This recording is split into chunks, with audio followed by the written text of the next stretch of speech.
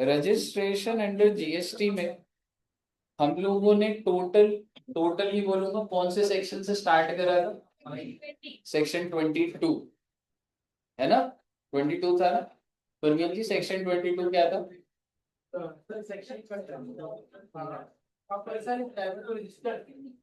Register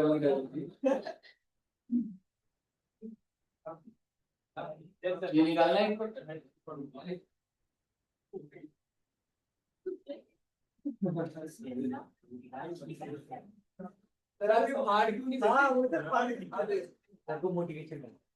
हर teacher की respect होती है।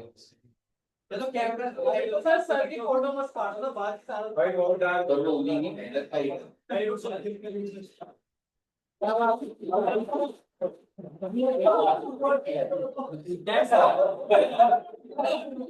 प्रॉपर्टी डैमेज का नीचे आपने लौटे अपना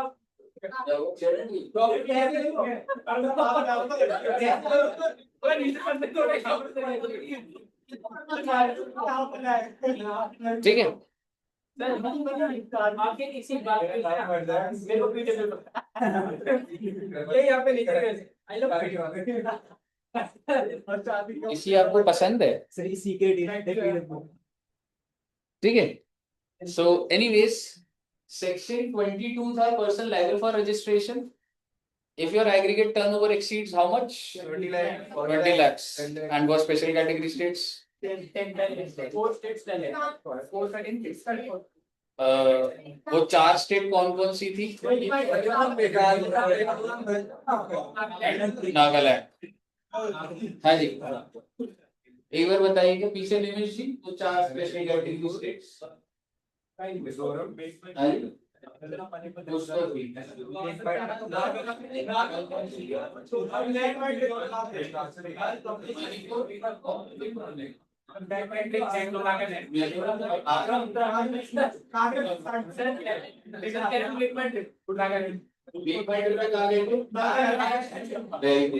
इसके बाद हमने देखा था वो जो 6 स्टेट्स हैं हाँ कौन कौन सी थी वो 6 स्टेट्स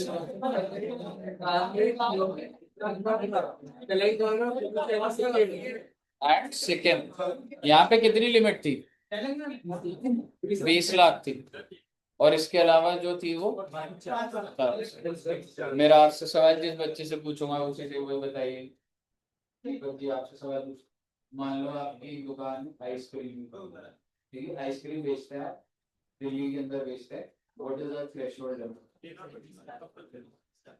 20 लाख या 40 लाख? दिल्ली के अंदर आइसक्रीम शॉप 20 लाख क्यों? क्योंकि वो एक्सेप्शंस में आ गया था ना ओके और हमने क्या करा था एग्रीगेट टर्नओवर की डेफिनेशन बताइए। Aggregate turnover includes taxable supply exempt supply interstate और export for a single ban for all the shops excluding all the taxes यही था ना। अगर आप एजेंट है हाँ जी चाहे जो सप्लाई है वो आरसीएम की हो चाहे फॉरवर्ड चार्ज की कंसिडर होगी और जो परचेज होंगी वो मैं नहीं लूंगा यही बातें करी थी हमने। देन इसके बाद एजेंट की क्या बात करी थी हम लोगों ने? अगर आप एक एजेंट है तो आप अपने लेवल पे भी बेचते होंगे और एज एजेंट भी बेचते हैं तो टर्नओवर सिर्फ आपका लूंगा इंडिपेंडेंटली वाला क्या एज एजेंट भी लूंगा? एज एजेंट भी ले रहा था यही बातें करी थी ना हमने 22 के अंदर। आइए बच्चे बात को आगे बढ़ाते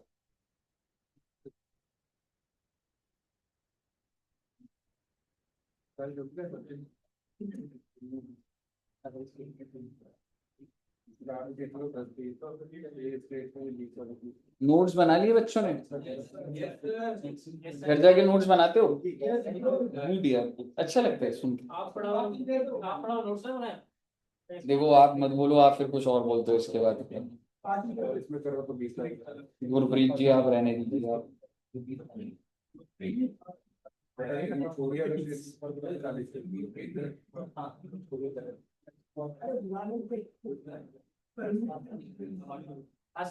सर एक है हमारे पीडब्ल्यू में पढ़ाते देखते अब विश्वास आप बोलते रहते हो, आप जाते क्यों नहीं यार? ऑनलाइन है ना।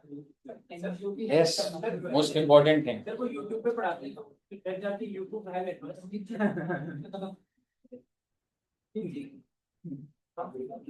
चलिए आइए जी, मैं बहुत जरा जरा सा कराना देगा, टेंशन में। सर आप पहले ही बोल रहे हो कि जब जरा जरा सा मुझे ज्यादा लगेगा तो मैं बहुत बोलेंगे आप, इसलिए मैं बोल रहा आपका एग्जाम है नहीं परमिशन मेरा एडिटिंग पे कैसे बात कर रहा हाँ जी। लाइन तो होनी चाहिए ना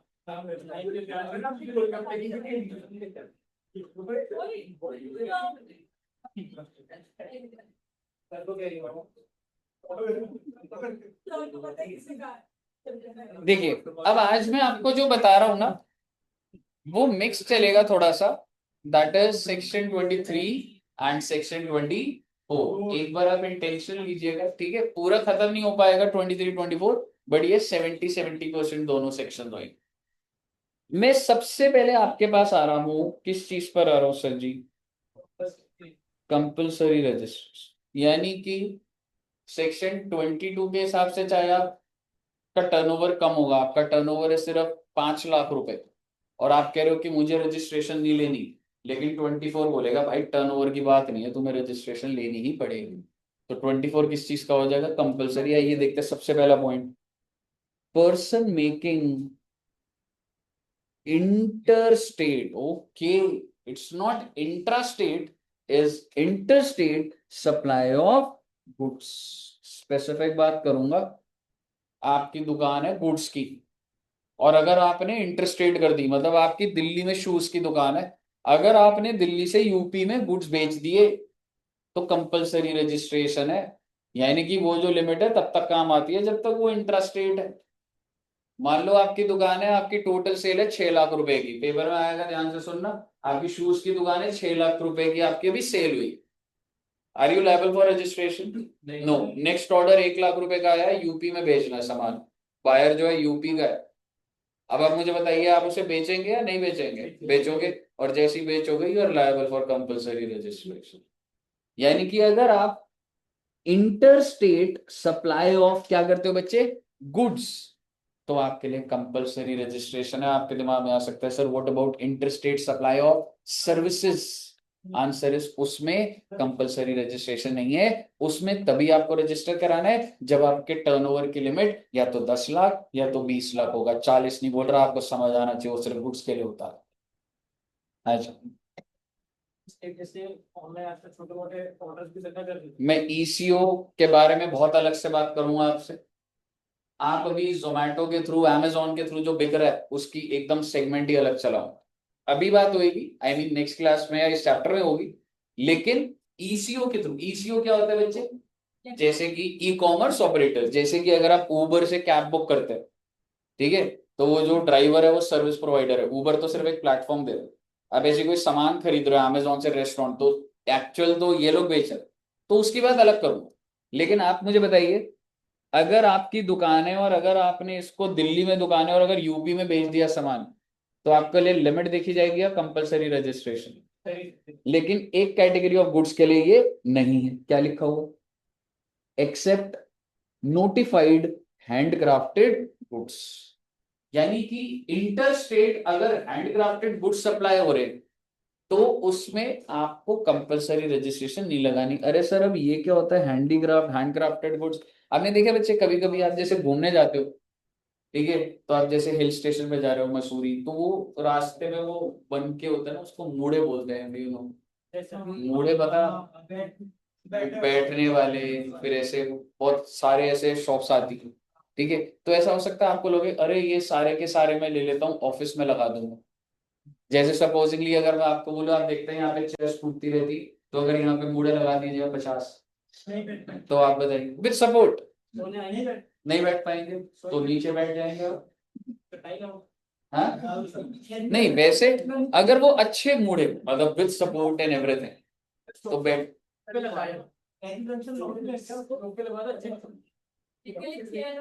हाँ, चेयर वाले मूड, हाँ मतलब जैसे पीछे सपोर्ट भी होता है, चेयर वाला होता है। नहीं नहीं, सब अच्छे बच्चे होते हैं, सबको एकदम प्रॉपर चेयर। ठीक है, मुद्दे की बात ये है। तो वो वाली आपने देखा है, वो जो शॉप्स है, हो सकता है कि आप वहां पे रुके और आपने बोला भैया 200 मूड़े दे दो, and they don't only have that, मतलब और भी तो चीजें होती है, टेबल भी होती है, वो स्ट्रक्चर वैसे वुडन का होता है ना, वो देखा है ना, आप समझ गए ना मैं क्या बोल रहा हूँ। तो उस चीज को हैंड क्राफ्टेड गुड्स बोला जाता है, क्योंकि वो मशीनरी जनरेटेड गुड्स नहीं है, वो मशीनरी प्रोड्यूस नहीं है। ठीक है, तो अगर वो कोई बंदा है और अगर वो इंटरेस्ट रेट सेट कर रहा है, तो उसके लिए मैं ये नहीं बोल दूंगा कि तेरे को कंपलसरी रजिस्ट्रेशन लेनी है। उसके लिए तो क्या होगा बच्चे, या तो 10 लाख या 20 लाख जब भी एक्सीड होगा, या ऑब्वियसली 40 लाख। मुद्दे की बात ये, interstate supply of goods compulsory registration except notified handcrafted. In case of notified handcrafted goods, the limit of 10 lakh, 20 lakh, 40 lakh applies. Clear है साहब? हाँ, पर हमारे लिए वो रेलिवेंट है, पेपर में लिखा होगा। आप बताइए, फर्स्ट पॉइंट क्लियर है? नेक्स्ट पॉइंट देखिए, person who is required to pay the tax under RCM, ये तो कर लिया था हमने। अगर आप वो इंसान हो जिसको टैक्स पे करना है आरसीएम पे, तो आपके लिए तो कंपलसरी रजिस्ट्रेशन थी, क्यों नहीं थी? क्या मैं ये बोल सकता हूँ पर्सन से? आप समझ रहे हो ना, मैं रेसिपिएंट की बात कर रहा हूं, समझ रहे हो ना? कोई दिक्कत नहीं आता। नेक्स्ट इज एनआरटीपी, ये क्या होता है? हो सकता है आज हम लोग कर लेंगे। एनआरटीपी की फुल फॉर्म क्या बच्चे? बाहर का कोई इंसान जो बाहर रहता है, लेकिन वो इंडिया में सिर्फ एक शो करने के लिए आया है, या इंडिया में कोई चीज बेचने के लिए आया है, ही डजंट रिजाइड है। कोई बंदा बाहर है, वो इधर आ रहा है 15 दिन के लिए, 20 दिन के लिए। जैसे आपने देखा था जब अंबानी की शादी हुई थी, तो बहुत सारे लोग आए थे, फॉरेनर्स भी आए थे। तो आपको क्या लग रहा है, जब वो आए होंगे, उन्होंने अगर परफॉर्म करा होगा शादी में, उन्हें पैसे मिले होंगे कितने? 20 लाख से ऊपर मिल गए होंगे। एग्जैक्टली। ठीक है, तो बेसिकली आप मुझे बताइए, इन लोगों को क्या बोला जाता है? Non resident textile person. They might be providing service, they might be selling goods. मुद्दे की बात यह है भाई, ऐसा है, एनआरटीपी जो होते हैं उनको कंपलसरी रजिस्ट्रेशन चाहिए होती। बात इतनी है, मैं कंपलसरी रजिस्ट्रेशन की बात कर रहा हूं। अब ये कौन होते हैं वो मैं बात कर लूंगा आपके साथ राइट टाइम पे। अगला क्या लिखा है बच्चे? कैजुअल टेक्सटाइल पर्सन, ये क्या होता है? आपने देखा है प्रगति मैदान पे ट्रेड फेयर लगता है, क्या वो सारे के सारे उनकी दुकानें वही होती हैं, या वो अक्रॉस इंडिया अलग अलग जगहों से आते हैं? हो सकता है एक बंदा केरला में ही रहता हो, केरला में शॉप हो, बट ही इज प्लानिंग कि इस बार ट्रेड फेयर में शॉप लगा के सामान बेचूंगा। हो सकता है, नहीं हो सकता? और जब ट्रेड फेयर खत्म हो जाएगा वापस चला जाऊंगा। तो जब वो दिल्ली में आके सामान बेचेगा, बेच गया 40 लाख का, हो सकता है 5 करोड़ का भी बेच जाए। आप मुझे बताइए, पर वो तो ओरिजिनली कहाँ का रजिस्टर्ड होगा? वो केरला। तो उसको दिल्ली में आके अगर वो 40 दिन के लिए भी आ रहा है, क्या उसे रजिस्ट्रेशन लेनी पड़ेगी या नहीं लेनी? लेनी पड़ेगी जी। लेकिन उसको नॉर्मल रजिस्ट्रेशन नहीं लेती, उसको बोला जाता है 90 दिन के लिए तो 100 दिन के लिए registration. So casual textile person is, मेरे कहने का मतलब है कि इवेंट मैनेजर्स भी तो होते हैं। आपने देखा आज के टाइम पे मैरिजेस को ऑर्गेनाइज करा जाता है, इवेंट मैनेजमेंट कंपनीज क्या करती है? यही तो करती हैं। तो मान लो अगर आपका ऑफिस नेहरू प्लेस में दिल्ली में, लेकिन आप कभी गोवा में मैरिज को पूरा ऑर्गेनाइज कर रहे हो, कभी केरला में कर रहे हो, तो आप टेक्निकली सर्विस कहाँ दे रहे हो? उसी स्टेट में दे रहे हो, या गुड्स भी दे रहे हो अगर, ठीक है। तो आप, और आपका काम, आपका वहां पे काम कितने टाइम का है? 25 दिन, 40 दिन।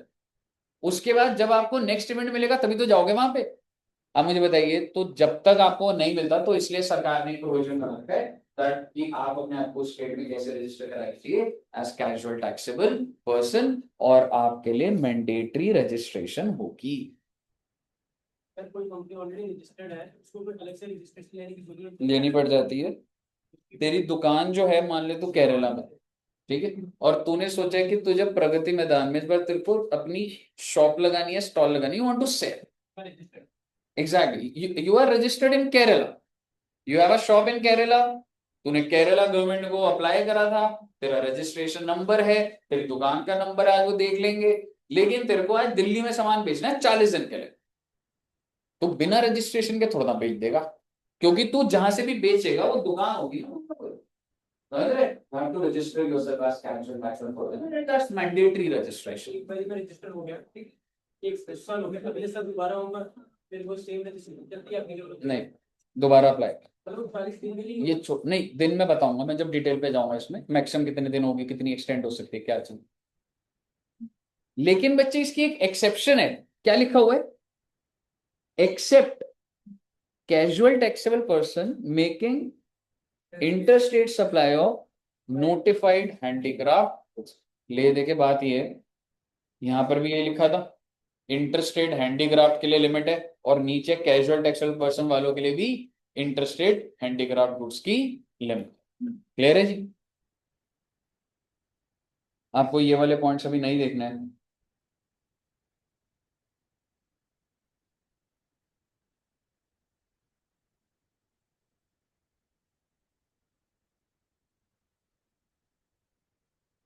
मैं नहीं बोलूंगा कुछ, इसको रीड करके समझाओगे एक बार ये वाला point?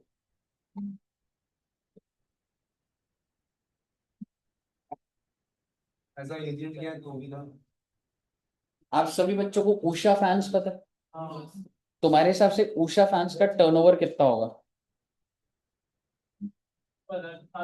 500,000 करोड़।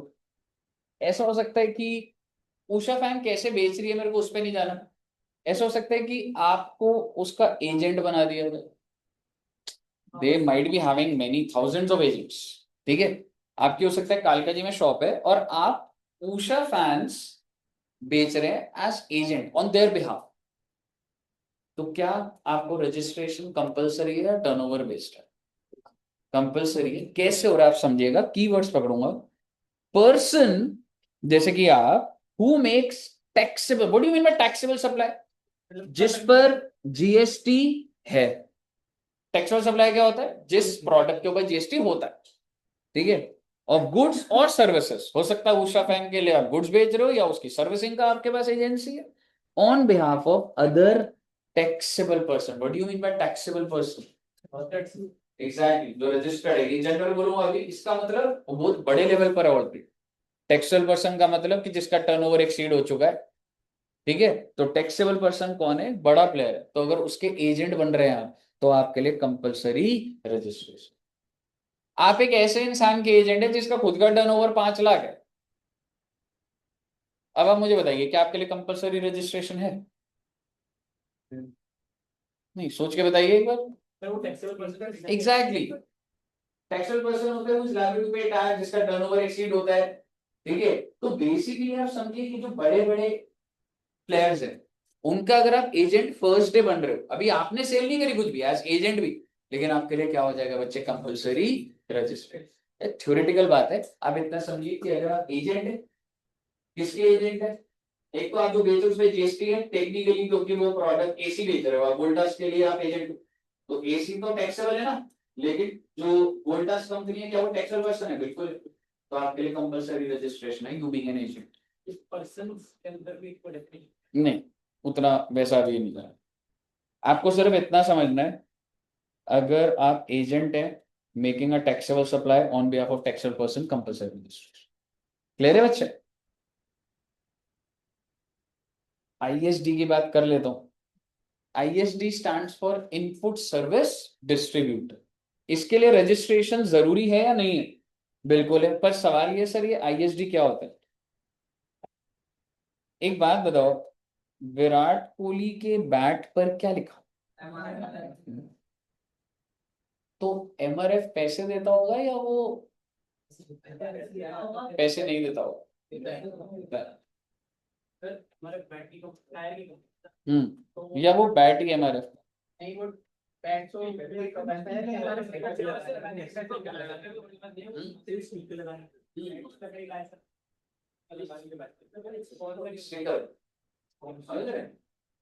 बनाने को वो बना सकते हैं, उसमें कोई नहीं है कि विराट कोहली के लिए स्पेशली हम ही बनाएंगे करेंगे, पर ऐसा नहीं है, ठीक है। तो मुद्दे की बात क्या होती है, वो बैट जहां से भी लेते हैं, उन्होंने बैट लिया, उस पर स्टिकर लगता है एमआरएफ। सचिन तेंदुलकर के बैट पे क्या था? एमआरएफ। बाद में हो गया होगा सीएट, अगर बहुत ही लेटेस्ट स्टेज पर, ठीक है, एमआरएफ है ना। अगर मैं आपको बोलूं कि विराट कोहली को अगर हम बोले कि आप एडू जंक्शन लगा दो ना, ईजे, पैसे दोगे तो लगा देगा, चाहे हाँ कुछ और लगा मुझे पता है, ठीक है, तो आप मुझे बताइए। पैसे लेगा कोई बात नहीं, हमारी फीस भर जाएगी। ठीक है। एनीवेज, मुद्दे की बात ये है कि जो एमआरएफ है और विराट कोहली है, तो विराट कोहली जो है, क्या मैं कह सकता हूँ he is a service provider, supplier ही है ना, and he is a recipient. इन दोनों की मीटिंग हुई होगी, नहीं हुई होगी? एमआरएफ के कोई ना कोई पर्सन की विराट कोहली के कोई ना कोई रिप्रेजेंटेटिव से हुई होगी। तो विराट कोहली जी ने बोला कि जी ऐसा है, 10 करोड़ रुपए लगेंगे 1 साल के, और साथ में क्योंकि अब मैं आपको सर्विस दे रहा हूँ, स्पॉन्सरशिप सर्विस बोला जाता है इसे, ऊपर से जीएसटी होता है 2 करोड़ का। So how much MRF has to pay? 12। यहाँ तक कनेक्टेड है बस। और एमआरएफ ऐसा क्यों कर रहा है? Branding हो रही है। उसकी ब्रांडिंग हो रही है, ब्रांडिंग होने से क्या होगा? कस्टमर सामान बिकेगा। और एमआरएफ का, तो एमआरएफ का जो सामान है वो एमआरएफ के हेड ऑफिस में पड़ा है या रिटेल आउटलेट्स में पड़ा है? एग्जैक्टली। सो उसकी कुछ शॉप्स होंगी, डिस्ट्रीब्यूटर्स होंगे। तो shop 1, shop 2, shop 3, shop 4, shop 5। Share भी है ना, हाँ जी, शेयर भी है ना। हाँ बस ऐसा। ठीक है, अब आप मुझे बताइए, अब आप मुझे बताइए, ये जो विराट कोहली ने बिलिंग करी होगी, ये शॉप वालों से बात करी होगी? ऑल्दो ये बहुत बड़ी बड़ी शॉप्स होंगी, ऐसा मत सोचिए शॉप छोटी है अभी, या हेड ऑफिस से बात करी होगी। तो भाई ये जो कॉन्ट्रैक्ट बना होगा ये हेड ऑफिस के साथ बना होगा, क्योंकि हेड ऑफिस में जो मार्केटिंग का बंदा है उसने रीच आउट करा होगा और बोला होगा सर आप प्राइस बताइए, हम आपको पे कर देंगे। आप मुझे बताइए, इसका मतलब जो बिलिंग होगा, अगर हेड ऑफिस बैंगलोर में, तो विराट कोहली जी ने इनवॉइस पे क्या लिखा होगा कि मैं किसको सर्विस दे रहा हूं? एमआरएफ को। और वो एमआरएफ का लोकेशन किधर है? बैंगलोर। और अब जब वो क्रिकेट बैट पे लगा के खेलेंगे तो कौन सी शॉप से सेल बढ़ जाएगी?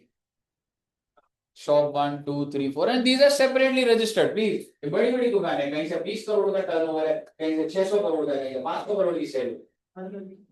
बिल्कुल, ये जो दुकान है यहाँ से सेल तो हो रही है, और क्या हो रही है? अब मुद्दे की बात यो है, ये जो 2 करोड़ का आईटीसी है, आईटीसी समझ रहे हो ना आप? एमआरएफ बैंगलोर ने कितने रुपए पे करे हैं? 12 करोड़, जिसमें से जीएसटी कितने रुपए पे कर? तो क्या एमआरएफ इसका आईटीसी लेना चाहता है या नहीं लेना चाहता है? लेना चाहता है। पर एमआरएफ हेड ऑफिस कुछ तो कुछ बेचता ही नहीं है। कभी हेड ऑफिस से टायर खरीदने जाते हो क्या आप समझ रहे हो मैं क्या कह रहा हूँ? अगर आपको कोई बाइक खरीदनी है, मान लो रॉयल एनफील्ड, रॉयल एनफील्ड का शोरूम किधर है? ये सर आइचर मोटर्स जैसे जो है, रॉयल एनफील्ड का शोरूम किधर है? कालका जी में है। सिटी वॉक में भी देखा होगा आपने, ठीक है? जीके के वहाँ है, जीके के वहां भी है, ठीक है। बट इनका हेड ऑफिस क्या है? बाहर ही होगा। I am not sure, but शायद से मुंबई में। तो क्या आप रॉयल एनफील्ड, तो क्या आप मुंबई चले जाएंगे बाइक लेने? क्या रॉयल एनफील्ड की जो बाइक बिक रही होगी वो हेड ऑफिस से बिक रही है? पर आप मुझे बताइए, क्या वो हेड ऑफिस बहुत सारी सर्विसेज नहीं ले रहा? बिजली का बिल आ रहा है, वाईफाई का बिल आ रहा है, उस जगह का वो रेंट दे रहा है। कहने का मतलब है हेड ऑफिस अपने में बहुत सर्विसेज प्रोक्योर करता है। तो आप मुझे बताइए, लेकिन क्या कुछ आउटवर्ड सप्लाई करता है हेड ऑफिस? कुछ नहीं करता सर जी। सर्विसेज तो देते हैं हेड ऑफिस वाले, इनके वहाँ पे सर्विसेज तो ये दे रहे हैं, तो क्या कर रहे हैं? किसको दे रहे सर्विस? मतलब जब तू बाइक खरीद रहा है तो हेड ऑफिस तेरे को इनवॉइस इशू कर रहा है या वो दुकान इनवॉइस इशू कर रही है? जनरली रखो, सिंपल रखो वो चीज। तो आप मुझे बताइए, क्या ये 2 करोड़ का आईटीसी हेड ऑफिस के किसी काम का? Because they are not making sales. Head office is procuring services but not making sales. Sales are made from the shops. भाई साहब, भारती एयरटेल का आपको यहाँ पे रिटेल आउटलेट दिख जाएगा, जियो का दिख जाएगा, हेड ऑफिस थोड़ा दिख जाएगा आपको यहाँ पे? हेड ऑफिस गुड़गांव में है उसका। अब तुम वहां एंटर करके बोलोगे मुझे सिम कार्ड चाहिए, आपको सिम कार्ड देगा वहां पे?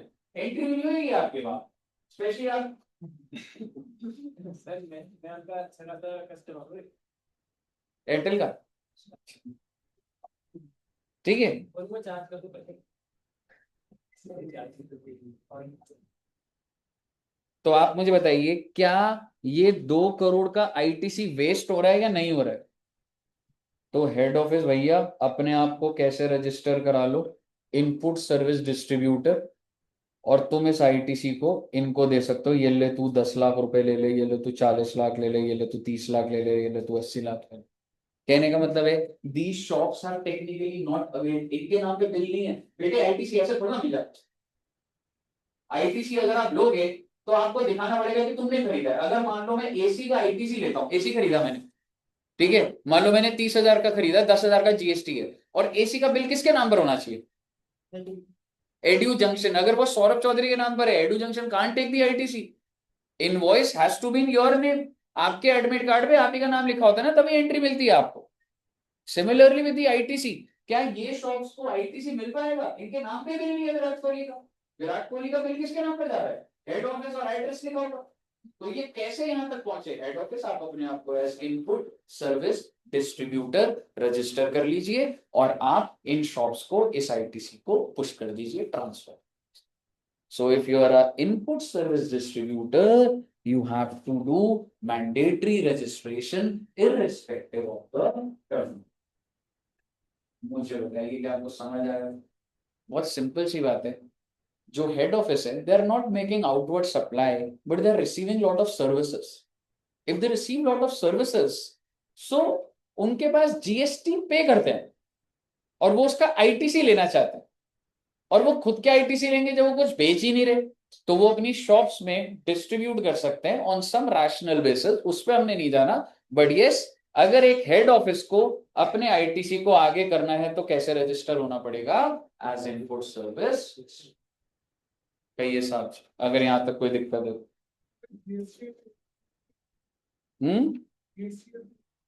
हेड ऑफिस पे करेगा। रिटर्न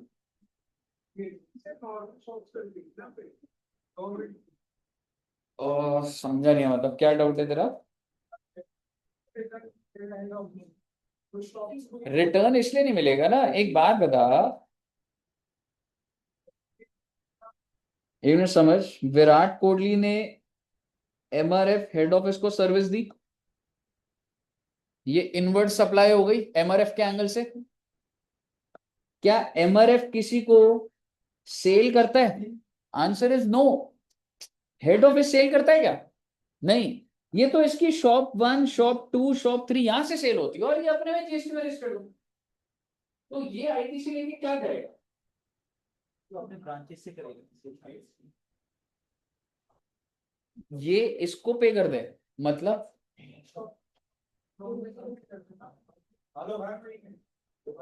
नहीं नहीं यार, आप बहुत ही अलग बात बोल रहे हो। एक मिनट रुक जाओ, एक मिनट रुक जाओ। 100 रुपए का बिल है, 20 रुपए का जीएसटी। एमआरएफ इसको कितने रुपए पे करेगा? 120। इसके पास आईटीसी कितना आ जाएगा? 20। अब मुझे बता, क्या ये किसी को बेच रहा है? नहीं बेच रहा। तो इसका कोई यूज हुआ 20 का? नहीं। अब ये इस 20 को इनमें डिस्ट्रीब्यूट कर सकता है if he get registered himself as input service distributor. ये सरकार को क्या पे कर रहे हैं? क्या है, मेरे मेरे नाम पे आईटीसी पड़ा हुआ, मैं ट्रांसफर कैसे करूंगा एज इनपुट सर्विस डिस्ट्रीब्यूटर? इनको मिल जाएगा। किसी को 8 रुपए मिल गया, किसी को 5 मिल गया, किसी को 7 रुपए। कई हिसाब से क्लियर है? ओके, बस बेटे, और ज्यादा इससे भी नहीं बोलूंगा, अब आ जाएंगे एक बार हम लोग। एक पॉइंट छुड़वाया ना। 3-4 पॉइंट है, उसको पूरा पॉलिश करूंगा नेक्स्ट क्लास में। आज आपको थोड़ा सा इजी इजी वाले बता रहा हूं। अब मैं आ रहा हूं आपके पास, person not liable for registry. हमने कंपलसरी देख लिया, एक बार कंपलसरी बताओगे कौन कौन से थे? सबसे पहला क्या था? कंपलसरी। सेक्शन कौन सा था कंपलसरी का? सेक्शन 24। सबसे पहला पॉइंट, इंटरस्टेट सप्लाई और goods other than handcrafted goods. दूसरा पॉइंट, अगर जो पर्सन है अगर उसने आरसीएम पेमेंट करनी है तो कंपलसरी रजिस्ट्रेशन। तीसरा point NRTP, then casual textile person और इनपुट सर्विस डिस्ट्रीब्यूटर और एजेंट अगर है और and he is making a taxable supply on behalf of taxable person तो कंपलसरी रजिस्ट्रेशन। 3-4 पॉइंट और आएंगे बट आपको एक आइडिया लग गया होगा कि कंपलसरी किसको चाहिए। आइए मैं देख रहा हूं आपके साथ पर्सन नॉट लायबल फॉर, इन लोगों को रजिस्ट्रेशन नहीं करनी और मैंने आपको पहला पॉइंट करा भी दिया था लास्ट क्लास में। क्या बोल रहा है? Person engaged exclusively in the business of supplying goods or services not liable to tax are wholly exempt from और wholly exempt from। कहने का मतलब है आप जो बेच रहे हो अगर वो एग्जेम्प्ट है तो आपको जीएसटी में रजिस्ट्रेशन नहीं करानी। मेरा आपसे सवाल है, दोबारा से वही बोलूंगा, पेट्रोल पंप की टर्नओवर है 100 करोड़ की, स्टेप बाय स्टेप आंसर दीजिएगा। पेट्रोल पंप का टर्नओवर है साल का 100 करोड़ का, what is the aggregate turnover? 100 crore aggregate turnover तो सारे ही आ जाता था ना। Is he liable for registration? नहीं, व्हाई? Which section? क्योंकि वो सारा का सारा एग्जाम है। और अगर मैं आपको बोलूं पेट्रोल पंप का टर्नओवर है 100 करोड़ और उसने 10 लाख रुपए की गाड़ी की सर्विसिंग करी है, what is the aggregate turnover? 100 crore, 10 lakhs। Is he liable for registration? Yes he is liable, क्योंकि वो एक्सक्लूसिवली एग्जेम्प्ट में नहीं है एंड तो यहां नहीं आया। इसका मतलब because your limit exceeds aggregate turnover तो 20 लाख से ऊपर ही है तो आप रजिस्ट्रेशन कराओ।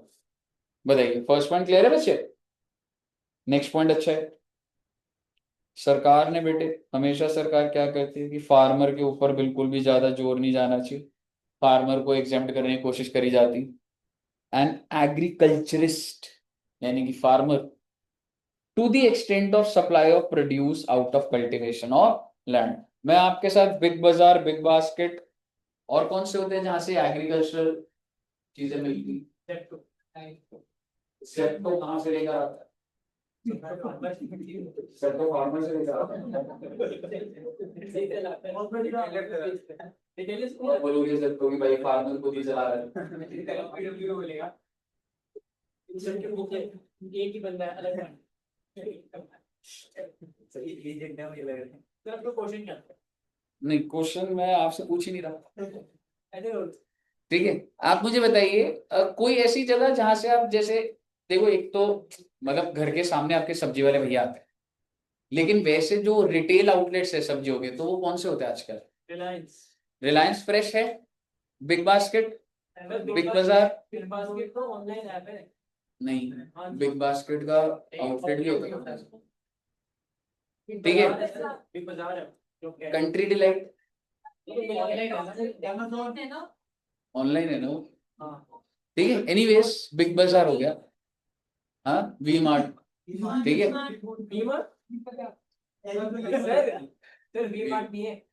वी मार्ट तो कपड़ों का है। 24/7 में वेजिटेबल्स मिलते हैं क्या? नहीं यार, 24/7 वेजिटेबल्स मिलते हैं। मंदिर होगा ना, राज मंदिर। ठीक है, तो ये लोग जो बेच रहे हैं, क्या वो जो बेच रहे हैं वो एग्जेम्प्ट हो जाएगा? नहीं। एक बात बताइए, जो जितने भी फार्म्स है, जितने भी खेत है, वहां पे जो फार्मर्स जो ग्रो कर रहे हैं वो भी बेचते हैं नहीं बेचते? तो एक बात बताओ, उनका टर्नओवर 20 लाख से ऊपर जाता होगा? हो सकता है जाता हो। 40 लाख रुपए की सेल, 60 लाख रुपए की सेल। मान लो एक इंसान है, फार्मर है, और उसने जो आप बोल सकते हैं पोटेटोज ग्रो करे, उसने आलू ग्रो करे और उसने एक साल में कितने रुपए के आलू बेच दिए बेटे? 60 लाख रुपए। और वो पूछ रहा है भाई जीएसटी में रजिस्ट्रेशन लेनी है क्या? आप मुझे बताइए, हो सकता है? नहीं हो सकता? सवाल तो सही है सर। क्यों फार्मर को रजिस्ट्रेशन नहीं लेनी? आंसर इज नहीं लेनी, क्योंकि अगर आप एक एग्रीकल्चरिस्ट है to the extent of supply of produce out of cultivation, अगर आप रिटेलर बन गया, सब्जी मंडी में आ गया, वहां से बेच रहे हैं आप, क्यों वहां पे भी बहुत सारे वेंडर्स नहीं होते होंगे?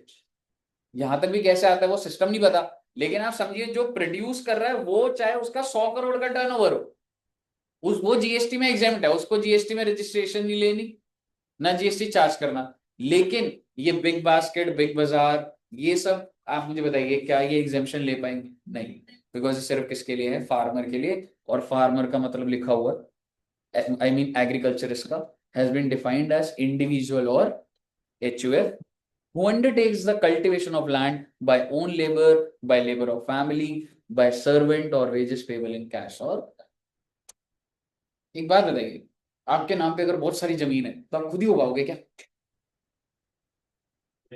पर तब भी तो आपको फार्मर, आपके अंडर 100 लेबर काम करते हैं, तो क्या तब भी मैं आपको फार्मर बोल रहा हूँ? हाँ बोल रहा हूँ ना मैं। समझ रहे हो? ये थोड़ा है कि आपको खुद से ही उगाना है 60 लाख के पोटेटो।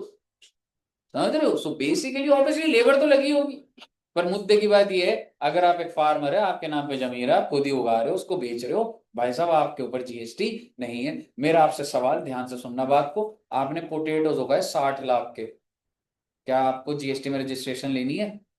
नहीं। स्टेप बाय स्टेप बोलूंगा, दोबारा बोल रहा हूँ, आपने पोटेटोज उगाए और बेच दिए 60 लाख के, what is your aggregate turnover? 60 lakhs, but are you liable for registration? No. क्यों? Because of which section? कौन सा सेक्शन चल रहा है? 23। आपने 60 लाख के पोटेटोज तो उगाए, लेकिन आपने 10 लाख का राइस में ट्रेड कर लिया। आपने कहा यार मेरे पास तो इतना बेचता हूं मैं, उसने डिमांड आई थी कि राइस खरीदने हैं 10 लाख के, मैंने प्रोक्योर कर लिए, मैंने बेच दिए। अब बोलो, अब आपको रजिस्ट्रेशन करानी पड़ेगी, क्योंकि आपने ये उगाए नहीं है, because your aggregate turnover is 70 lakhs now, और ये सारा नहीं उगाया आपने। पेपर में यही आएगा कि उसने खुद से प्रोड्यूस करा 35 लाख।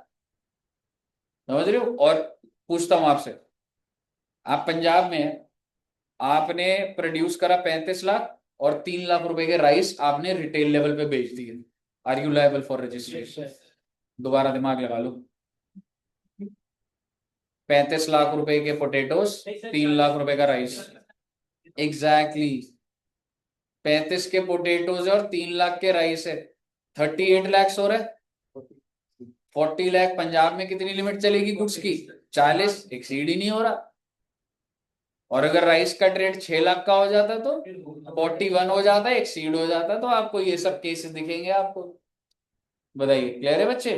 बिकॉज आप एग्जाम तभी होंगे अगर आप एक्सक्लूसिवली यही चीज बेच रहे हैं।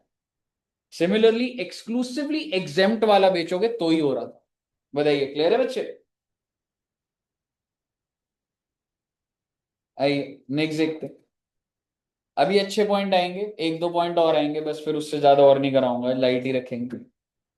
फिर इसके बाद ना कुछ नोटिफिकेशन के थ्रू और एग्जाम्पशन है कि सेक्शन 23 में, पहले तो 2 थे ये एक्ट में। एक बार बताओगे कौन से 2 करे? पहला, अगर आप एक्सक्लूसिवली एग्जाम्प्ट सप्लाई कर रहे हो, और दूसरा, अगर आप एग्रीकल्चरिस्ट हो तो जो भी आपने प्रोड्यूस करा वो बेचोगे, आप एग्जेम्प्ट हो जी, GST में रजिस्ट्रेशन करा रहे नहीं है। लेकिन अगर आपने साथ में कोई ट्रेड कर दिया तो टैक्सेबल हो जाएगा आपके लिए, considering the limits of this the state and what. अब मुझे बताइए ये क्या पॉइंट है? Person making only reverse charge supply, क्या मतलब है इसका? मैं जो बेच रहा हूं उस पे RCM, I am a supplier, and मैं जो बेचता हूं, जो भी बेचता हूं, फॉरवर्ड चार्ज है ही नहीं किसी को। मेरी 100 करोड़ की सेल है और उसमें पेमेंट किसको करनी होती है? Recipient. Do I need to get my sale registered? No. समझ रहे हो? और जो काउंटर जो दूसरा बंदा होगा वो, उसको तो लेना पड़ेगा, चाहे 1 रुपए की भी सप्लाई ले ली। इस पर एक अमेंडमेंट आई है, एक्सेप्ट, अच्छे से लिखवाऊंगा आपको आज, मैं आपको एक बेसिक दे रहा हूं, मेटल स्क्रैप। सर ये क्या होता है ये बात कर लेंगे, ज्यादा डिटेल बात नहीं करनी। मेटल स्क्रैप के अंदर RCM होता है, और ये भी रिसेंट अमेंडमेंट आई है। मैं आपको जो बेच रहा हूं, अगर वो मेटल स्क्रैप है तो सबसे पहले समझिए, मेटल स्क्रैप के अंदर हमें नहीं जाना जिंक है, कॉपर है, कौन सा, मुझे कोई मतलब नहीं। जरा सी लाइन देख लेंगे जो बुक के अंदर होगा। आप मेटल स्क्रैप समझिए, मैं आपको मेटल स्क्रैप बेच रहा हूँ और मेरी और कोई सप्लाई नहीं है। अब बताइए, do I need to myself, do I need to register myself? Answer is yes. Metal scrap के लिए even if you have RCM supplies, all the RCM supply, still you have to get yourself registered. कहिए sir, clear है? Law में डाल दिया कि metal scrap करूंगा, तो ऐसा कुछ इसका रीजन एक क्यों होता है? सरकार इंडस्ट्री स्पेसिफिक दिखती है कि इसमें ये लोग का ट्रैक नहीं आ पा रहा, तो इनको रजिस्टर कराओ, एडमिनिस्ट्रेटिव इशू होता है। हाँ जी। सर अभी हमने पढ़ा ना कंपलसरी रजिस्ट्रेशन के अंदर कि अगर सप्लायर जो है जो सप्लाई कर रहा है या सेल जो कर रहा है वो आरसी बेसिस पे तो वो रजिस्ट्रेशन सप्लायर नहीं है, वो रेसिपिएंट। समझ रहे? बताइए कोई दिक्कत? नेक्स्ट पॉइंट बताइए बच्चे। पर्सन मेकिंग इंटरेस्टेड सप्लाई किस चीज की? Up to how much? Sir ये तो मैं वैसे भी पता था ना, क्योंकि जब गुड्स वाला कंपलसरी हो गया था, सर्विस के लिए तो लिमिट थी, तो सरकार ने बस क्लैरिफिकेशन बोला है अगर आप इंटरस्टेट सप्लाई ऑफ सर्विसेज करते इंटरस्टेट तो आपके लिए वो लिमिट है, बस वो एग्जेम्पशन नोटिफिकेशन में डाल रखे। समझ आया बच्चे आपको ये? और ये वाला देखिएगा जरा, person making interstate taxable supply of, याद है आपको? ऊपर अगर इंटरस्टेट गुड्स होते थे तो कंपलसरी था और हैंडीक्राफ्ट के लिए लिमिट थी, वो लिमिट को सरकार एग्जेम्पशन जैसा दिखा रही है कि इन लोगों को हमने छोड़ दिया है।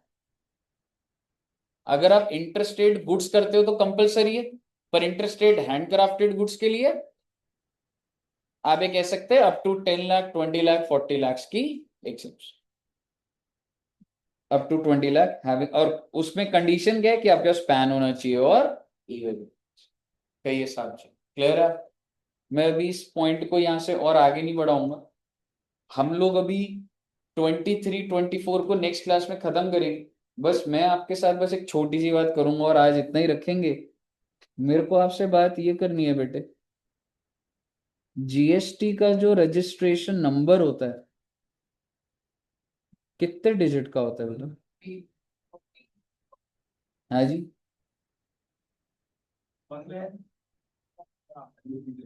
पहले 2 डिजिट स्टेट कोड, उसके बाद आगे के 5 6 7 8, ये क्या होता है बच्चे? Exactly, pan number. कितने हो गए टोटल? हाँ जी, तो बेसिकली जो नंबर होता है वो कितने डिजिट का होता है जी? 15 डिजिट का। पहले 2 तो होते हैं स्टेट कोड, उसके बाद क्या होता है? Pan number. ये होता है प्रिमाइस का नंबर, प्रिमाइस का नंबर होता है ये। हाँ जी मैम जल्दी बोलो, जल्दी बोलो।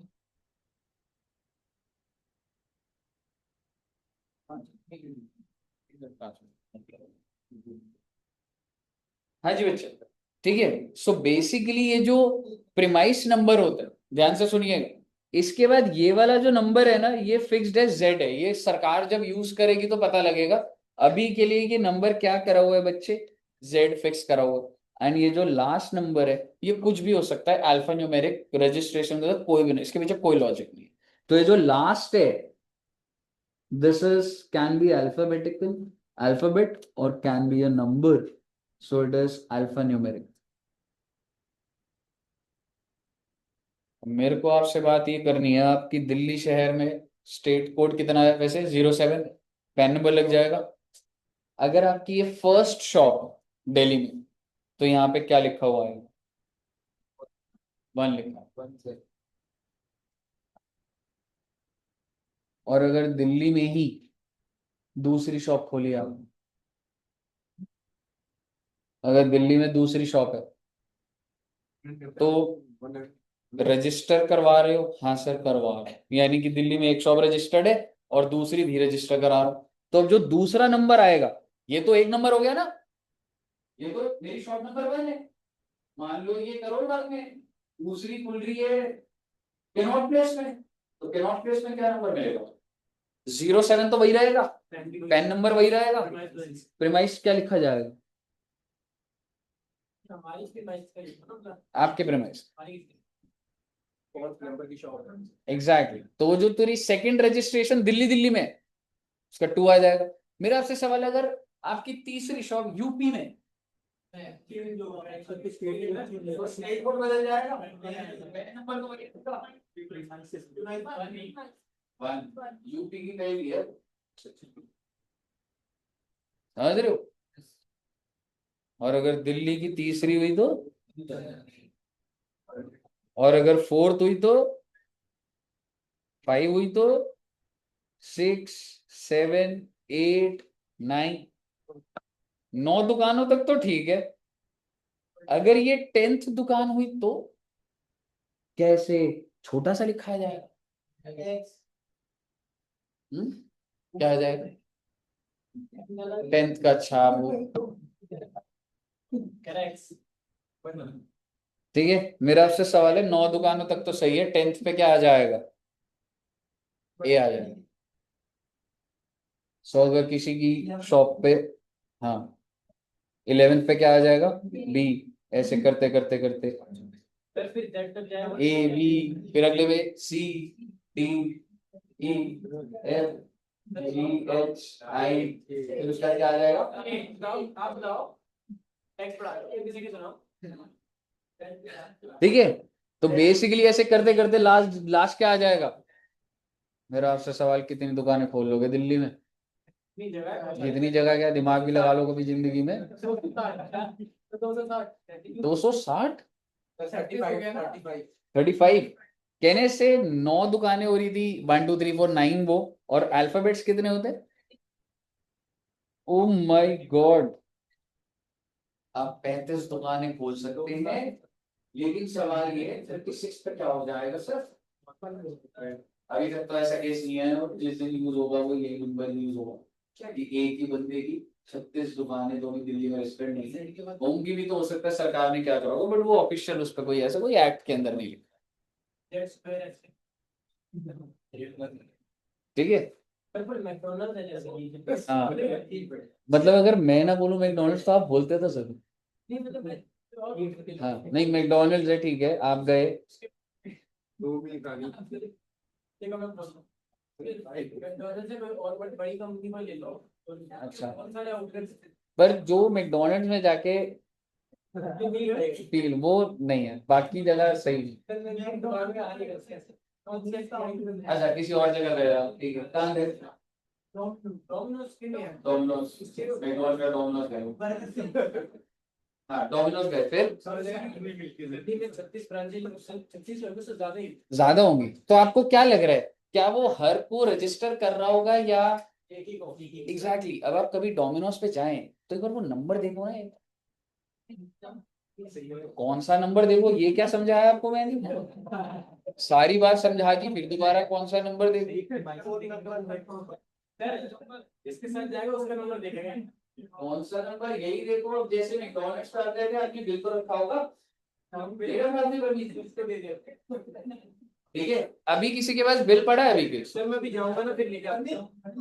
अभी आपने बोला था मेरे को लेके जाओगे, आपको लगाऊंगा फिर से। आज चलेंगे। आज आप ऐसे दिन अगर सर मेरी तरफ 2 मिनट कोई बात नहीं, हैप्पी मील मिल रहा है। सर आप भी चलना। हाँ मैं ही चलूंगा। ये लोग घर के जाते ये- हैं, खड़े हो जाएंगे नीचे से। नहीं नहीं नहीं, दुष्यंत सर के साथ ही जाते हैं। भाई नहीं बैठा। क्वेश्चन से नहीं खा सकते। ठीक है, एनीवेज आप मुझे बताइए, 15 डिजिट क्लियर है आपको? ओके, अगर आपको किसी का भी पैन नंबर जानना हो, उसका जीएसटी नंबर देख लो, पैन नंबर निकल जाता है। बिल है? भाई आप कहाँ गए थे?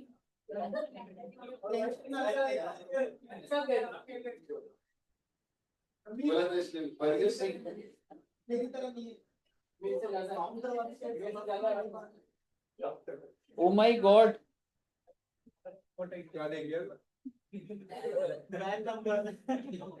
मैं आपको सिर्फ नंबर दिखा रहा हूँ, बिल देखा नहीं मैंने। 100 रुपए, कौन सा कंपनी? पर ये अकेला ही है, इसका 100 है, तेरे दोस्त था ना वो। या आप नाम बोलो तब भी चलता। सर 3% के लिए डाल रहे हैं सर, देखो ना। सर आप आज चलोगे? हाँ मैं जाऊंगा, हैप्पी मील खाएंगे आज। कितने बजे का? अभी चलेंगे, क्लास कैंसिल कर दूंगा, और क्या? चलो सर चलेगा। बताइए बच्चे। सर अलग पांडे सर के साथ एक विशाल का ऐसा केस है। ये तो ब्रांच का ओ माय गॉड, 07 बर्गर सिंह का पैन नंबर है बेटे, देखो ये। ओ माय गॉड, और ये 1 लिखा हुआ है। और ऐसा तो हो नहीं सकता ना कि पहली पे गया हो, ब्रांचेस तो कितनी सारी है, तो उन्होंने सेंट्रलाइज ले रखा होगा ना, एक को ले लिया प्रिंसिपल बेस ऑफ बिजनेस और बाकी सबको एडिशनल बेस ऑफ। तो basically how they are operating, Burger Singh, मेरे हिसाब से मैकडोनल्ड्स का भी ऐसे ही होगा, डोमिनोज का भी, क्योंकि इतने सारे वो नहीं। उसके बाद अगला डिजिट क्या हो गया हमारा, फिक्स हो गया जेड, और जी ये अल्फा न्यूमेरिक है, ये आपको कहीं भी कुछ भी चेंज होता हुआ मिल जाएगा। मैकडॉनल्ड्स के सेंस मैकडॉनल्ड्स के उसे क्या है, ये ऐसे हाँ अरे सर ये भी बताना है, वैसे ये जब बात करेंगे तो वो है, ये होता है सर्विस अकाउंटिंग कोड। ये क्या होता है सर, ये जो रेस्टोरेंट सर्विस है, ये इसने क्या खाया, बर्गर खाया। अब आप मुझे बताओ बर्गर गुड्स है कि सर्विस है? सर्विस। आपने सर्विस खाई, समझ रहे हो? और उसका कोड नंबर क्या है उस सर्विस का, 996331। आप चाहे डोमिनोज से पिज्जा खा लो, आपको यही कोड मिलेगा। डॉक्टर के पास जाओगे उसका कोड अलग होगा, डॉक्टर, इंजीनियर, इंस्टॉलेशन अलग, वर्क कॉन्ट्रैक्ट अलग, स्पॉन्सरशिप अलग। लेकिन रेस्टोरेंट का, आप किसी रेस्टोरेंट में जाएंगे आपको यही कोड मिलेगा, क्योंकि भाई साहब सरकार कोई ऐसे थोड़ा ना देखेगी कि कोई लिख रहा है बर्गर, कोई लिख रहा है महाराजा बर्गर, कोई लिख रहा है वेज सरप्राइज, ऐसे नहीं होगा ना, कोई हैप्पी मील। तो भाई ऐसा है, इस कोड पे सरकार एनालिसिस कैसे करती है इंडिया लेवल पे, कि कितने लोगों ने रेस्टोरेंट में कितने रुपए का खाया, ये कोड देखेगी और सरकार को पता लग जाएगा 80,000 करोड़ रुपए लोगों ने खाना खा लिया through restaurant, so they get the analysis. समझ रहे हो? अब देखिए, और देखिए जरा क्या लिखा हुआ है, ये इनवॉइस नंबर होता है, ये हर किसी का अपने हिसाब से हो सकता है, ठीक है, एक रेफरेंस के लिए। अब जैसे अगर मान ली ये 33113 है ना, तो अगला इनवॉइस नंबर इसका 33114 होना कंपलसरी है। आपको अपने जीएसटी डिपार्टमेंट को बताना होता है कि मेरा इनवॉइस नंबर ये चल रहा है, यहां से यहां तक चल रहा है, इतना बताना पड़ता है सरकार। एक तो क्या खाया भाई साहब ने, 1 veg burger and 1 hot shop fries, ये क्या होता है? और दोनों 47.60। नहीं वे दो चीजें ली हैं इसने, मुझे पता नहीं है एक ही गए हैं कि दो लोग गए थे।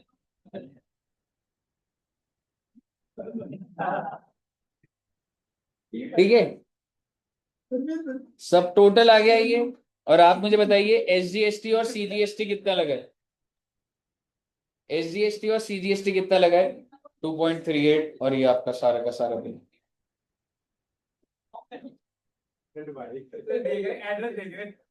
हाँ मतलब और तो कुछ ऐसा वो नहीं होता, मेट्रो स्टेशन।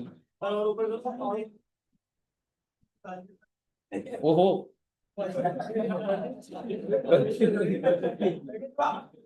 हम अलग सर देख रहे थे, परवीन जी दिख गए।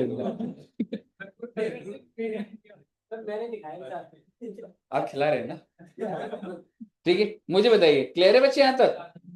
तो ठीक है सर जी, आपका, आप ये कह सकते हैं कि इनवॉइस का एनालिसिस आपका हो गया। और कोई इनवॉइस पड़ा है बच्चों के पास? अगर आप ऐसे अपने जोमेटो में जाकर भी देखोगे, ऑर्डर पे जाओगे, इनवॉइस पे जाओगे, ठीक है जी। तो सर जी यहां तक रखें या कुछ केसेस पढ़वाऊं? केसेस पढ़ोगे ना? नहीं नहीं, आज कुछ नहीं लाना, अभी जाऊंगा मैं मैकडोनल्ड्स। हाँ भैया,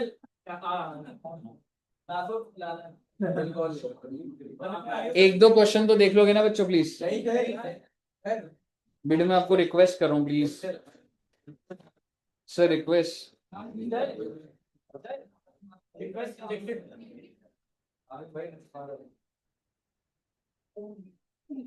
रिजेक्ट हो गई?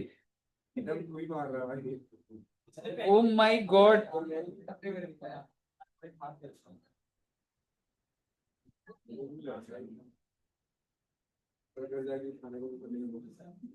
बस जो एक बार आप चेक कर लीजिए, जो मैंने आपको कराया वो आपको दिखना चाहिए।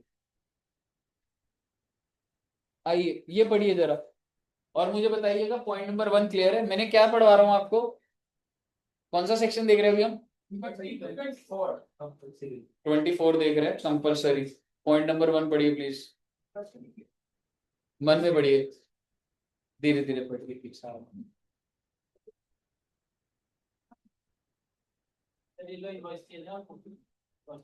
अब लेके बैठो अभी तक।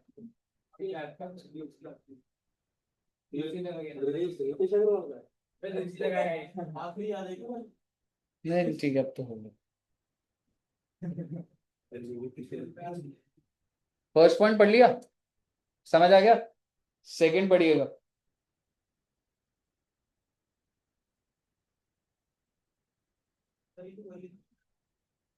ये सब भाई सर में पढ़ाती है, मुझसे दिखाया है।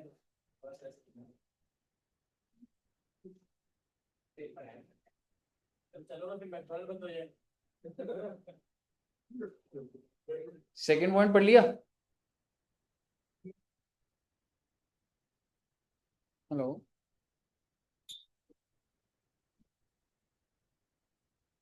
हाँ ठीक ठीक।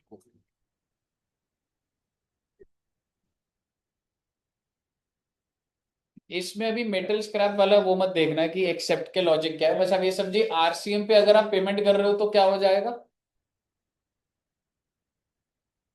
थर्ड पॉइंट क्या है, person who is required to pay tax under RCM, मतलब आपने कुछ इनवर्ट सप्लाई ली और आपने क्या पे करना है, आरसीएम पे करना है, तो आपके लिए क्या है जी, कंपलसरी रजिस्ट्रेशन। मेटल स्क्रैप यहाँ पे नहीं देखना, अभी मैंने कंपलसरी के अंदर नहीं बोला अभी आपको। पॉइंट नंबर 4 बताइएगा। एनआरटीपी समझ आ रहा है। ई कॉमर्स का मैंने कुछ नहीं बोला आपको अभी तक, जोमेटो और अमेजोन कैसे रजिस्टर हो रहा है कुछ नहीं बोला, ये नहीं बोला मैंने। पॉइंट नंबर 7 पढ़िएगा।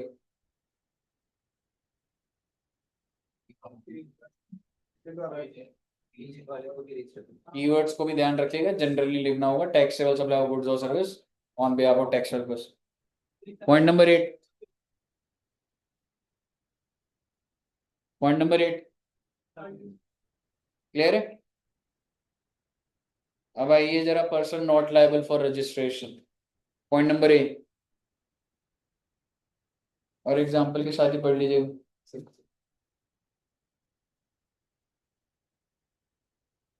मेटल्स पे बड़ा कौन सा पॉइंट रहा है? आरसीएम में होगा, उसकी बात करूंगा। सर पॉइंट नंबर 8 क्या बोल रहे हैं, not liable to tax. Not liable होता है जैसे कि लिकर, पेट्रोल, डीजल, या फिर बोलिए exempt. Exempt is a broader word, exempt का मतलब नोटिफिकेशन के थ्रू एग्जेम्प्ट हो गए, बट एग्जेम्प्ट ही लिखते हैं तो अपने में सारी चीजें आ जाती हैं। If you are making a supply that is exempt, तो आपको कोई रजिस्ट्रेशन लेने की जरूरत नहीं है। मधुर ऑयल पंजाब वाला पढ़ लीजिए।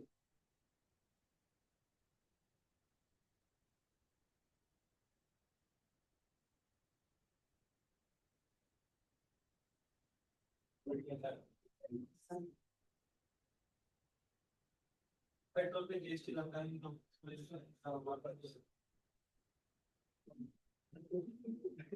हो गया पॉइंट नंबर 8। सेकंड पढ़ना इसमें, आई एम सॉरी, वो पढ़ना 12th पॉइंट।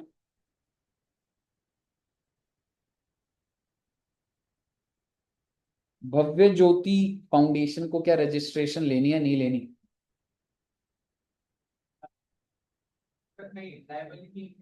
बिकॉज दैट्स, वो जो सप्लाई कर रहा है वो एग्जेम्प्ट सर्विसेज दे रहा है तो not liable. O my God, agriculturist,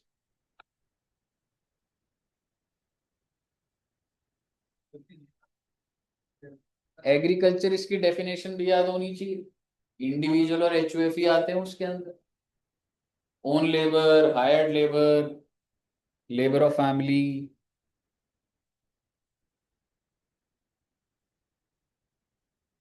पढ़ लिया, पढ़ लो आराम से पढ़ लो, कोई जल्दी नहीं है बेटा।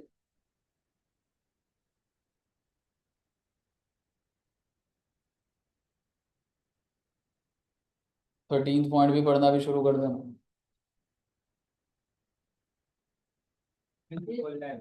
बोला फिर ऑफर नहीं मिलता है।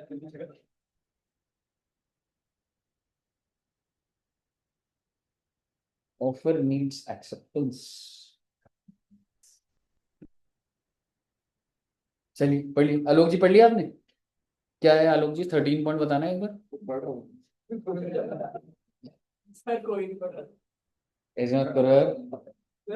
13 पॉइंट क्या बताइए, इससे करो, इससे बोलो। जो है पढ़ा। मैंने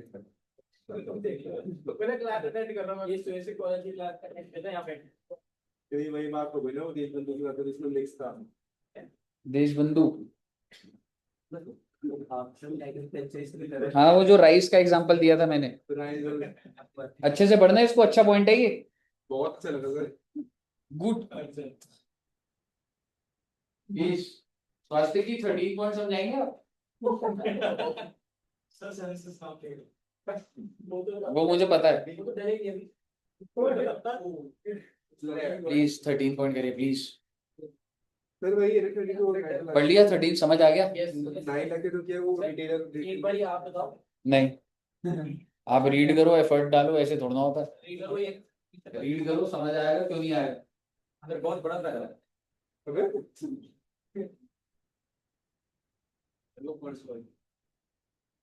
प्लीज पढ़िए प्लीज इसको, मैं और पढ़ा दूंगा आपको, जल्दी पढ़िए नहीं तो इसको आप।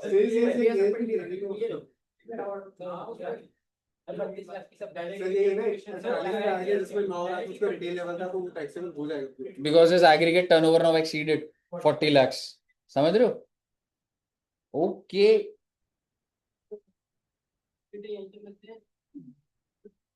Point number 8, person making only reverse charge supplies को रजिस्ट्रेशन लेनी है? नहीं, एक्सेप्ट, पढ़िए ना, दिखे ना, आया ना वो, नहीं है बेटे, जो पढ़ाते हैं एकदम बुक के अंदर है बेटे।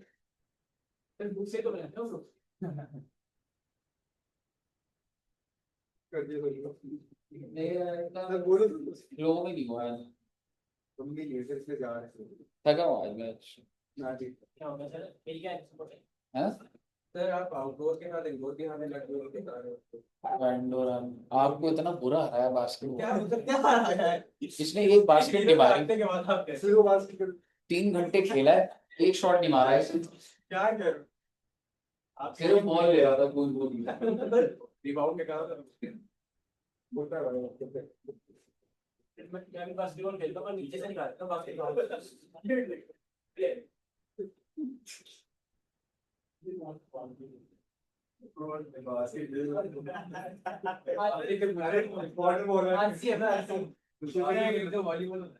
दुष्यंत सर ने आपकी कंपनी का नाम बताया मेरे को।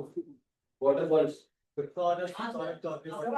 आप फॉरेनर पे गए थे बहुत बार, एक दो फैमिली के साथ ये तो साइड के साथ फोन करते हैं। नरसिंह सर मेरी बात ही करते रहते हैं। सही बात मैं ये बोलना चाहता हूँ कि मैं भी नहीं हूँ।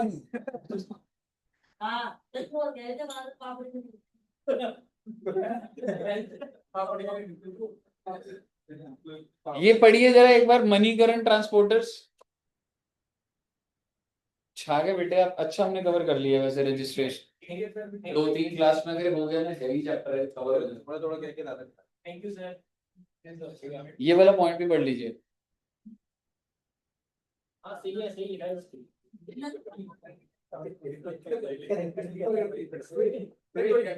जीटीए सर्विसेज क्या है? और थोड़ा बोल्ड होता तो ट्रांसपोर्टेशन। जीटीए सर्विस होता है ट्रक ड्राइवर्स का, जैसे जो सर्विस होता है ना, ट्रांसपोर्टेशन, पैकेज एंड मूवर्स, और डिटेल पढ़ोगे जीटीए, राइट टाइम आया। जीटीए क्या होता है, आपको place A to place B सामान अगर भेजना है, आपको क्या लग रहा है, जो 10 बजे रात में इतने सारे ट्रक चलते हैं, यही होता है ना, तो वो जीटीए सर्विस है वो। हाँ बिल्कुल एग्जैक्ट पता आपको, तभी आप कहते हो 6 बजे जाने दो सर। ठीक है, आप मुझे बताओ क्या है? शाम को भी करते हैं ना वो, शाम को करता हूँ इसकी ड्यूटी शाम को होगी। हेलो सर, फिर बात क्या होगा? मैम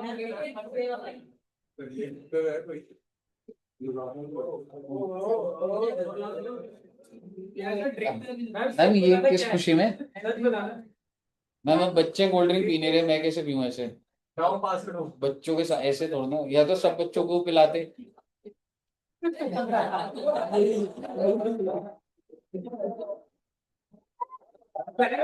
बोला क्या मैम ने, मेरे को पता ही नहीं लगा। पहले पैक देती हूँ। नहीं पीना तो दे दो। इसके ऊपर तो ये छोटे बच्चे हैं, बच्चे तो भगवान का रूप होते हैं, गिलास लेके आए थे। पानी पिला दो। पर ये बच्चे अगर पी नहीं रहे मैं कैसे पीऊं? अच्छा नहीं लगेगा। तो सर लगे हम पी ले रहे हैं।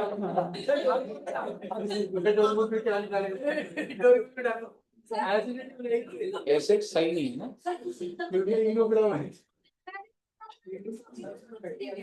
अच्छा बच्चे लेकर आए थे। मैं पर बच्चों के आगे कैसे पीऊंगा? चलो कोशिश कर लेता हूँ। कोशिश कर। बहुत देर से खोली हुई है ये 2 लीटर वाली। अभी अभी आई थी बॉटल। बच गई है।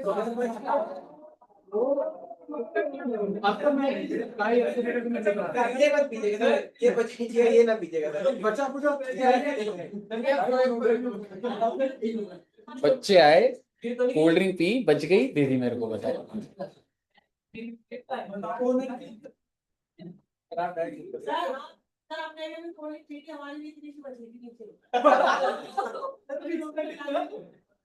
सर इसमें पानी भी मिलाया हूँ। हाँ मतलब अजीब सी लग रही है। देख लो। ऐसे होता है ना, घर में 2 महीने से 2 लीटर की बोतल फ्रिज में पड़ी होती है। मैम के पास तो नहीं नहीं। Anyways, oh my god, point number B पढ़िएगा, बस होने वाला। सर आपने लाइट कराओ। बिल्कुल लाइट ही है एकदम। एक्चुअली में बहुत ही हल्का कर रहा है तो पहले दाग कराओ। Please study one value. Alu, please have some discipline. ये कुछ भी नहीं कर रहा पूरे टाइम तो सो रहा था मैं। अभी कह रहे डिसिप्लिन। प्लीज पॉइंट नंबर 15 भी पढ़ना होगा सबको। पर्सन मेकिंग पहले कौन सा पढ़ना? बोला बोला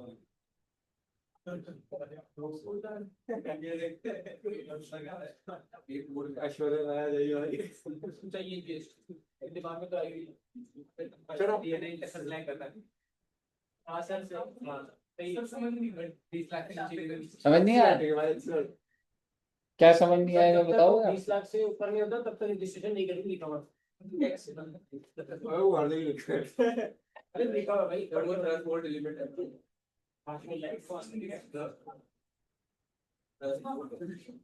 बहुत ही आसान लिखा हुआ है। इंटरस्टेट गुड्स है तो मैंडेटरी है, इंटरस्टेट सेल्स है तो लिमिट देखी जाएगी। यही तो लिखा है, यहां तक क्लियर है? क्या आप पॉइंट नंबर सी पढ़ना चाहते हैं? सबको कोक पिला दो पिएंगे पढ़ने ये शेयर कर दो।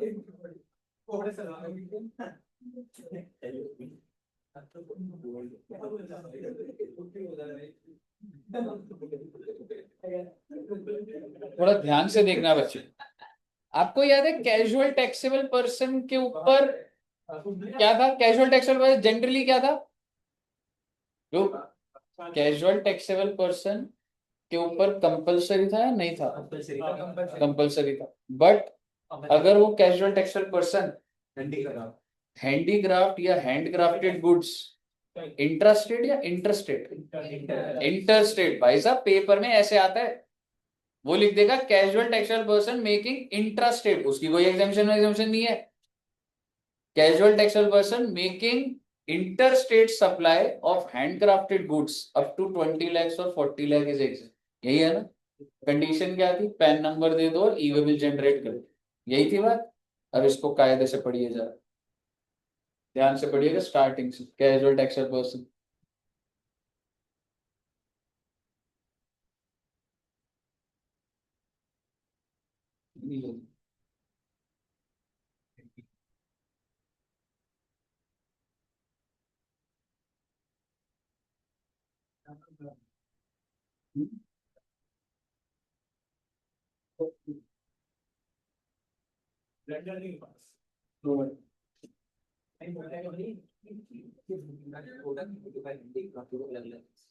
एक और चीज, नोटिफाइड हैंडक्राफ्टेड हैंडीक्राफ्ट गुड्स है ना, वही है। और एक चीज बस इसमें नहीं आ गई, नोटिफाइड प्रोडक्ट्स। ठीक है, और वो प्रोडक्ट्स का मतलब क्या लिख रहा है, when made by a craftsman predominantly by hand even though some machinery can be used। Paper में ऐसे लिखा जाता, बोलो एक इंसान है वो यहाँ रहता है, थोड़ी सी मशीन यूज करता है और अपने थोड़ा सा उसका हैंडीक्राफ्ट या थोड़ा सा बहुत ही अच्छा कोई काम हैंडक्राफ्टेड करता है, तो आपको लगेगा ऐसे स्पेसिफिक नाम ही लिखा है, समझ रहे हो? तो आपको ये ध्यान रखना होगा कि नोटिफाइड प्रोडक्ट्स पे वो क्या लिखा है, predominantly by hand even though some machinery may be used। तो आप मुझे बताइए, ऑल्दो कैजुअल टैक्सेबल पर्सन के ऊपर कंपलसरी रजिस्ट्रेशन है, बट नोटिफाइड हैंडक्राफ्टेड गुड्स और दूसरा notified products with majority of the hands and bit of machinery, तो क्या हो जाएगा, एग्जेम्प्ट हो जाएगा। बस उसको कंडीशन क्या फुलफिल करनी पड़ेगी,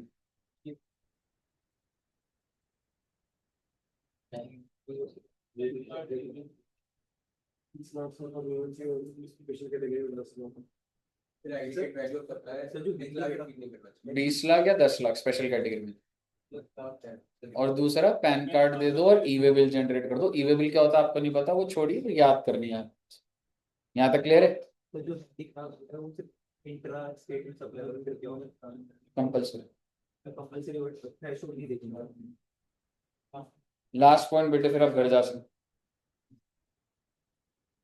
हमने कंपलसरी रजिस्ट्रेशन में सबसे पहला पॉइंट क्या देखा था,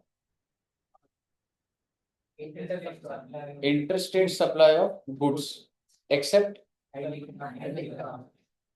तो वही बात 23 में लिखी होगी ना, लिखी हुई है, पढ़ना स्टार्ट करिए पॉइंट नंबर 6 बस, फिर ये पढ़िए फिर हो जाएगा। अभी तो बनाया आपने ये बात क्या है? वो कैजुअल टैक्सेबल पर्सन पे था, ये इंटरस्टेट सप्लाई ऑफ गुड्स है, कोई भी बंदा है ये जो क्या बेच रहा है, हैंडक्राफ्टेड गुड्स, समझ रहे हो? अगर आप देखेंगे अ पर्सन मेकिंग, आगे क्या लिखा हुआ है, a person making interstate supply is liable for registration compulsory irrespective of the threshold। ये बात तो हमें पता ही है, कंपल्सरी कौन सा सेक्शन बोल रहा है, सेक्शन 24। लेकिन however in the following cases person making interstate supply of goods have been exempted from obtaining registration। कौन से गुड्स, वही हैंडक्राफ्टेड और नोटिफाइड। बस वो कंडीशन क्या पूरी करनी पड़ेगी, कंडीशन वही है 10 लाख और 20 लाख होना चाहिए, पैन नंबर होना चाहिए और ई-वे बिल होनी चाहिए। पढ़ लीजिए इसको, बस उसके बाद हो गया। However in the following case person making interstate supply, category की बात हो फिर से पैन और ईवे एग्जैक्टली, यहां तक क्लियर है? मेरा आपसे छोटा सा सवाल, casual taxable person making intra-state supply of rupees 5 lakhs, compulsory or exempt? Casual taxable person making intra-state supply,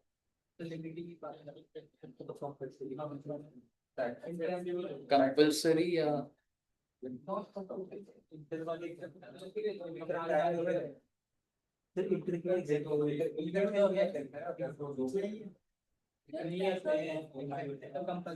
do we see threshold for casual taxable person? मैं लिख देता हूँ, कोई बात, क्योंकि आपने पकड़ी नहीं बात, ये बात पकड़ लेनी चाहिए थी आपको, मतलब मेरे को लिखना पड़ रहा है इस बार।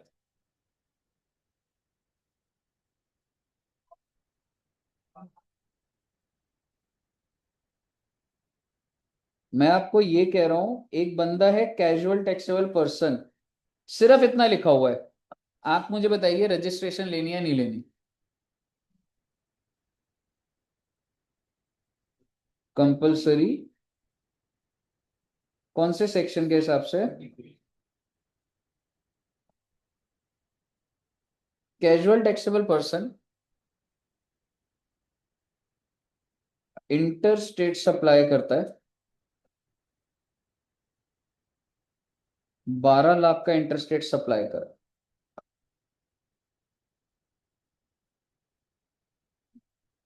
दिल्ली में है मान लीजिए। आप मुझे बताइए रजिस्ट्रेशन लेनी है या नहीं लेनी, क्या करूं सर?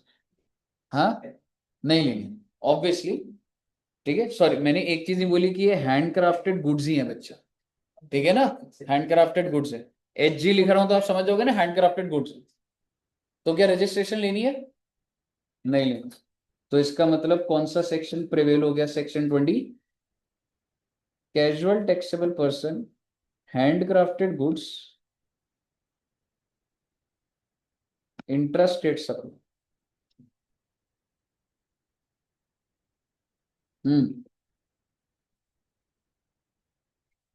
लेनी होगी या नहीं लेनी? आंसर इज लेनी पड़ेगी। हालांकि अगर ये जनरल होता तो मैं अब थोड़ा ज्यादा गहरा ले जाऊंगा, आपको उतना अभी जाना नहीं है, आपको समझ आएगा क्यों ले रहा है, क्योंकि इंट्रास्टेट है, आप समझिए मैं ट्रिगर पॉइंट क्या बना रहा हूं आपका, इंट्रा में कोई एग्जामिशन नहीं है।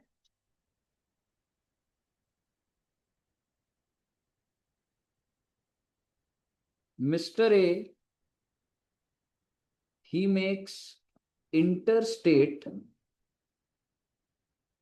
supply of handcrafted goods। Casual textile से बाहर आ गया हूं, एक बंदा है वो इंटरस्टेट सप्लाई करता है किस चीज की? Handcrafted goods. नहीं लोग नहीं लिमिट क्या कुछ नहीं लिखा हुआ तो विद इन लिमिट मान लिया जाए। इंटरेस्ट रेट भी तो करता है। मिस्टर ए उसने इंटरस्टेट करी है हैंडक्राफ्टेड गुड्स, अगर ये इंटरस्टेट नॉर्मल गुड्स की करता तो होती, बिकॉज इंटरस्टेट इज कंपल्सरी। लेकिन अगर हैंडक्राफ्टेड गुड्स है तो कौन से सेक्शन में नहीं है? समझ रहे हो?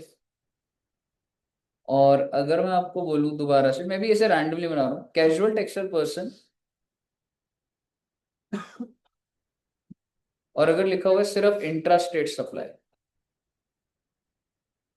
आप स्टेप बाय समझे, कैजुअल टेक्सटाइल पर्सन की क्या है? कंपलसरी रजिस्ट्रेशन, और ये मैं क्या बोल रहा हूं? Intrastate supply.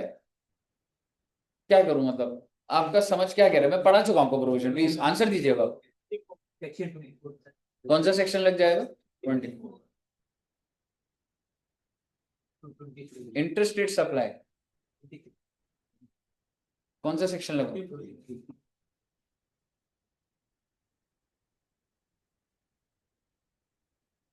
क्या लगा? 24। रीजन?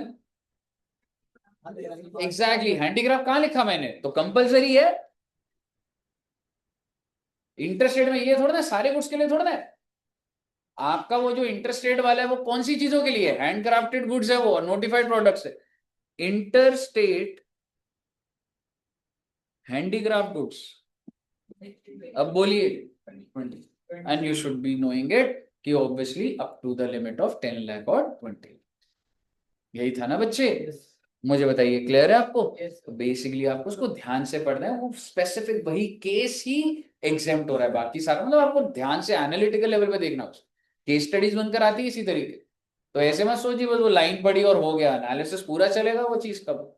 मुझे बताइए, ऑल क्लियर टिल हियर? चलिए, तो सर जी यहां तक रखते हैं, और नेक्स्ट क्लास में हम लोग रजिस्ट्रेशन को फर्दर आगे। Okay, thank you very much. बहुत बहुत बहुत बहुत इसको पढ़ लेना बच्चों, ठीक है? मतलब आज का ना थोड़ा सा, हाँ ठीक है, मतलब थोड़ा ध्यान से नोट्स बनाना और वो करना एनालिटिकल था।